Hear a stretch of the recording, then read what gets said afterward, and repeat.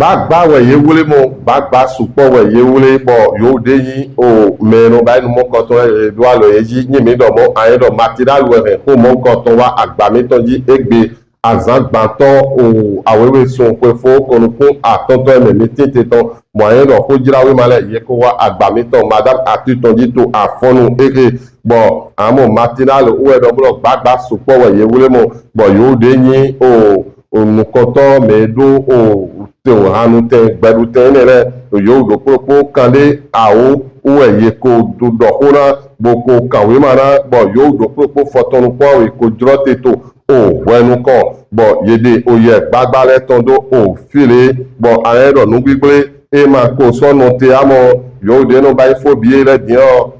amlomantowe o ponozo atole ye dona ye mo bo aero mo boy kondi yo do alo mero poji to do bo yo ogbedo odo nukora ogbere bo yele dio phobie we ye no basi bo do popo o livi kwaton uwe ye moto o yesi gwenuena ye do alo yego bo mate libre uwa wato di domo alogoso togo do bo torando yinu kombo erado wale dagbedo tome o beneto e madura dralo sedo mede amo bo amoro wedenu eto bodo ede ye to gan Patrice Talon tondo fire podo o gan reto o romia wada yi eno penu podo akwezi kan mi to hogo bon le potentiel uwo di oye lui atropoto ede do fire bo eto di do ejure mi ta umbo emina so yi nu konto o nuiwa egele popo atame bo podo mede po mi poto to hodo gbedo pro mere bo yirado wasona o to vire gaskiani uwo eto so o to hodi do sia loji bo wayi o bolu pote bo moro moro gepa le dion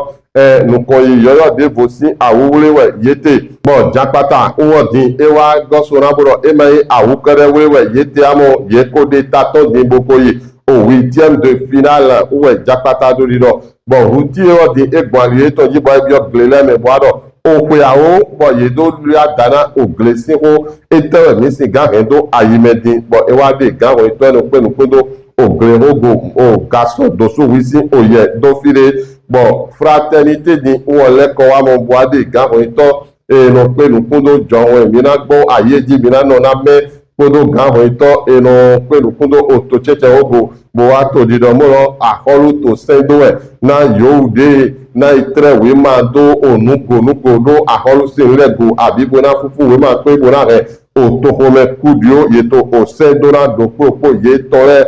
le telegram ou wa le ko wa mo ro bolu ko de to beneto me o gepa le ro 8e de finale ou yele yimo bon kini ou di ewa palais des congrès muamulo di palais des congrès tiro yena go baido bo ena jacho bon wene bi bai dio o to ni adi yabe bon mi to sofle la nouvelle tribune ou di ewa mo o mele o plebo dugbe e yovole yoro engagement associatif etewe de pe kwa wuri pole yesi gamba iponado dio o ayeji yedere bon l'autre quotidien où ewa mo dinomolo beneto dio nukowete totrobo na awatome yo deyi o gaiman le yo deno pokandi bro yi akweso merci bro fi akweso o mobile money mereto jire wewa mo beneto dio eto awaton eboto nukon totrobo bon pon yawe we minado ho o hojirawe ma enere popopata moramo nwere ya debe